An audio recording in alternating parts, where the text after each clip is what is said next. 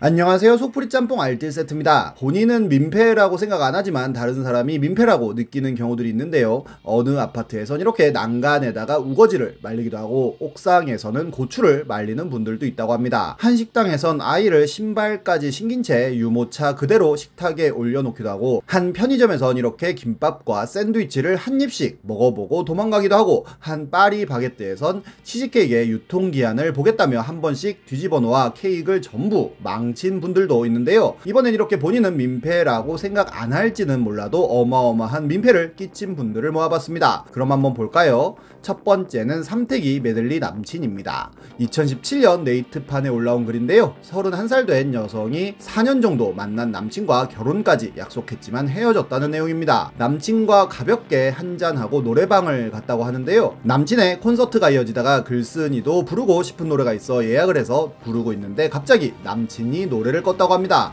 시간이 1분 남았기 때문이라고 하는데요. 그리고는 삼태기 메들리라는 노래를 불렀다고 합니다. 이 노래 좋아했어? 라고 물어보니 그냥 이 노래가 길어서 그랬다고 하는데요. 삼태기 메들리는 강병철과 삼태기라는 그룹이 만든 노래로 104곡의 노래를 22분 동안 부른다고 하는데, 예전 고스트 네이션에서 신해철이 가끔 틀어주며 악명을 떨쳤다고 합니다. 남친은 심지어 음정 박자 가사조차도 제대로 모르는 것 같았고, 열받는 상황에 노래는 더럽게 길어 그냥 노래 도중에 글쓴이는 나왔다고 하는데요. 택시 타고 가는데 전화와 톡이 엄청나게 울렸다고 하는데, 그때서야 글쓴이는 남친이 왜 모텔에서 주는 기본 콘돔을 꼭 뜯어 놓고 나왔는지, 식당에서 밥 한 숟가락 남았을 때도 반찬 이것저것 다 달라고 그래서 먹지도 않고 나올 때는 한 곳에 다 섞어 놓고 나왔는지, 호프집을 가서 먹지도 않는 기본 안주를 꾸역꾸역 퍼와서는 위에 맥주를 부어 놓는지, 음료수 무한 셀프 리필인 식당에서 왜 밥보다 음료수를 잔뜩 받아 놓는지,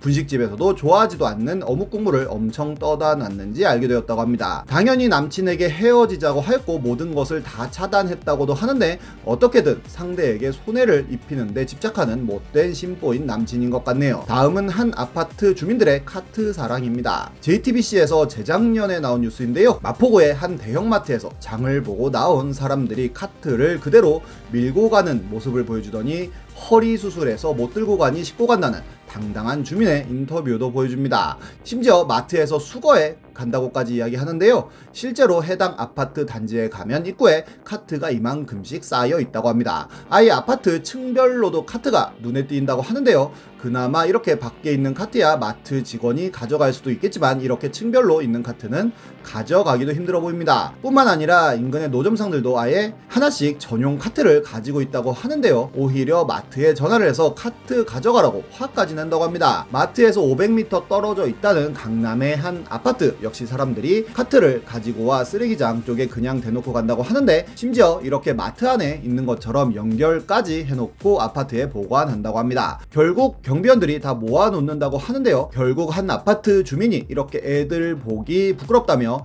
호소문을 붙이기도 했지만 카트는 계속 가지고 왔다고 하네요. 실제로 쇼핑 카트가 보통 한 개 15만원 정도 한다고 하는데 엄연히 절도죄일 텐데요. 한 이마트가 카트 반출에 대해 법적 대응을 하겠다고 예고문을 붙이니 돈도 많이 벌면서 대형 마트가 갑질한다는 민원이 수십 통 쏟아져 결국 예고문을 뗐다고도 하네요. 다음은 비행기 민폐입니다. 2016년 한 김포발 제주행 비행기가 연착하는 일이 벌어집니다. 그런데 그 이유가 활주로에 진입하기 직전에 한 여성이 내려달라고 했기 때문인데요. 비행기를 타면 고소공포증이나 폐쇄공포증 같은 질환을 앓고 있는 분들이 공황장애가 터지면서 내려달라는 경우가 있긴 하지만, 이 승객은 그냥 제주도 날씨가 좋지 않아서 내리겠다고 했다고 합니다. 결국 기장은 비행기를 돌려 그 여성을 내려줬다고 하는데요. 다시 출발하려고 하니 다시 태워달라고 했다고 합니다. 승무원들이 이 여성을 막으면서 굉장히 큰 소란이 벌어지기도 했다는데, 항공보안 매뉴얼에 따라 폭발물 처리반과 국정원까지 출동했다고 합니다. 그렇게 조사 후 2시간 30분이 지난 후에야 겨우 비행기는 출발을 했다고 하네요. 국정원과 김포공항 경찰대가 해당 여성을 조사했지만 술도 안 마셨고 정신 상태도 정상 진상이었다고 합니다.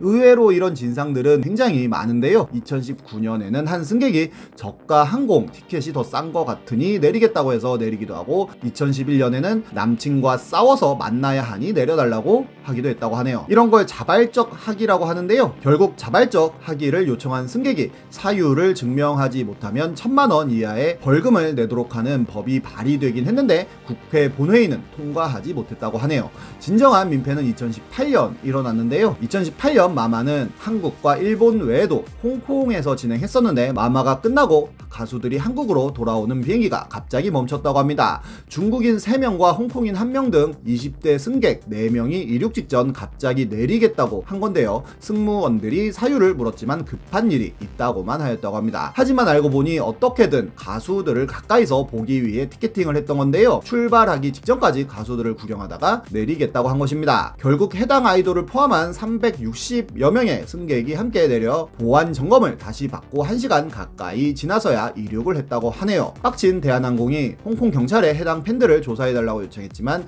승객들의 물리적 피해가 발생하지 않아 조사 대상이 아니라는 이야기만 들었다고 합니다. 심지어 이들은 약 200만원짜리 퍼스트 클래스도 2장이나 예매해 환불에 따른 수수료 불이익이 없어 전부 다 대한항공이 감수했다고 합니다. 이륙 지연으로 인한 비용까지 홍콩 국제공항에 지불했다고 하네요. 결국 대한항공은 출국장 입장 후 탑승을 취소하면 기존 예약 부도 위약금에 20만원을 추가로 부과하는 약관을 만들게 됩니다. 다음은 런던의 워키토키 빌딩입니다. 워키토키를 닮은 이 37층짜리 건물은 종로 타워를 설계하기도 했던 우크라이나의 라파엘 비뇰리가 설계한 건물이라고 하는데요.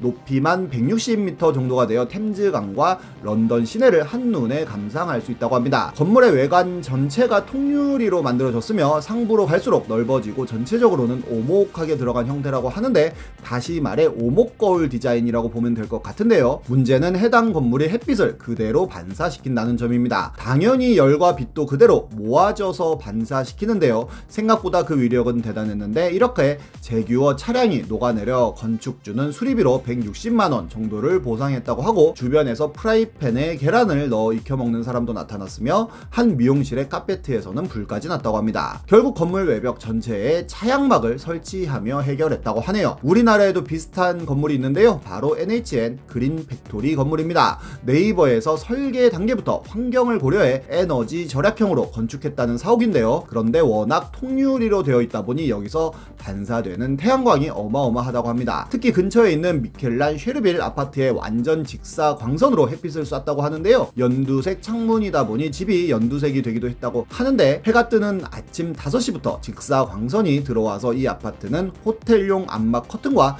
검은색 블라인드가 필수품이 되었다고 합니다. 심지어 그렇게 빛을 막아도 너무 밝아 잠을 깰 정도였다고 합니다. 실제로 거의 태양을 그대로 보는 수준의 반사라고 하네요. 태양권 수준인데요. 그와 반대로 해당 사옥 내부는 수직 차양을 층층이 달아놓아 자연 채광도 가능하면서 햇빛의 방향과 양을 자동으로 조절까지 할 수 있다고 합니다. 결국 소송에 들어가게 되는데, 네이버에선 유리를 사용한 건물이 네이버 말고도 많은데 왜 네이버만 상대로 문제를 제기하는지 이해하기 어렵다고 했고, 1심에서는 주민이 승소하고 2심에서는 네이버에서 승소하여 대법원까지 가는데요. 소송 10년 만인 작년 대법원에서는 주민들이 승소하여 주민들에게 손해배상금을 지급하고 필름이나 커튼 같은 빛 반사 예방 시설을 설치하라고 했다고 하네요. 의도했든 의도하지 않았든 나의 행위로 인해 누군가가 피해를 보는 죄를 지었다면 벌을 받는 게 세상의 이치 아닌가 싶습니다. 지금까지 속풀이 짬뽕 알뜰 세트였습니다.